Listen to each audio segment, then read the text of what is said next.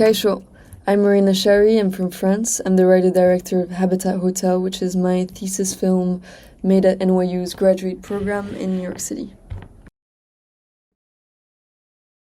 The story is about Bonnie, who's an immigrant housekeeper working at the Paris Hotel in Queens, New York, with her brother Lucien, who works in the reception. Having both recently immigrated to the US, they find themselves without a home of their own and have to live secretly within the hotel, slipping into the rooms when the guests are away for a couple hours and sometimes when the guests are around. But for Bonnie, sleep never really comes because her exhaustion is constantly interrupted by her curiosity. She becomes absorbed by the traces that the guests leave behind, from torn postcards to forgotten belongings to an obscure notebook that she finds, which unsettles her yet compels her to understand more about the lonely guests who left it behind. It's about Bonnie being caught between her need for sleep and making a home in a transitionary space, in a kind of limbo, and her desire to know about the lives of others. The idea for this story started when I was thinking a lot about questions of home. What makes a place feel like home? Could a temporary space ever be one? And somehow home to me always felt synonymous with hotels, which, comes from my own upbringing and childhood spent across different countries in Asia and often in transit. And so I'm very drawn to spaces in between, like hotels, boats, airports.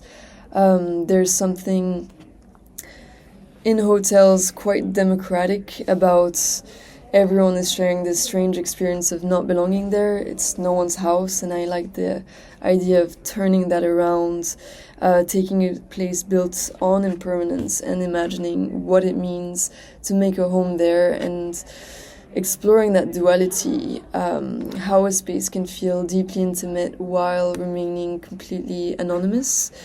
And the other part of the story came from my love for characters who move through the world like detectives, people who observe, collect, archive, people who are obsessed with watching others, who are always curious about how other people go through their day, where they put their bodies and how they cope inside of it.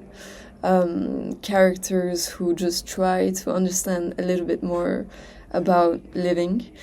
And I also love characters in uniforms, like a housekeeper, a flight attendant, an impersonator, and exploring the vantage points they have from having this sort of disguise of invisibility. Some of my inspiration for this film comes from very different places. Alex Soth's photo series called Niagara was a big one. How the way he captures intimacy and heartbreak through everyday motel rooms and small mundane details. There's something about those images which are both very tender and unsettling, and I was really drawn to that feeling. Another inspiration is Miranda July's book, It Chooses You, where she reaches out to strangers through Craigslist ads and ends up uncovering these deep, unexpected stories about their lives. And that process of looking deeply into someone who might otherwise go unnoticed felt very connected to the world of the film and the character. Todd Solondz is another huge inspiration in terms of tone. I love how his work walks that fine line between humor and discomfort, how something can be grotesque and truthful at the same time. And then in terms of humor, I'm inspired by Aki Kaurismäki, his characters that carry this quiet melancholy, but are also very sort of deadpan and offbeat and human and understated, and that sensibility really resonated with me. Visually, I was inspired by filmmakers like Jean Cocteau, David Lynch, Roy Anderson. They all have this gift of creating really strong world building and worlds that are just slightly off from reality, surreal, absurd, and completely coherent within their own logic. And I really love that.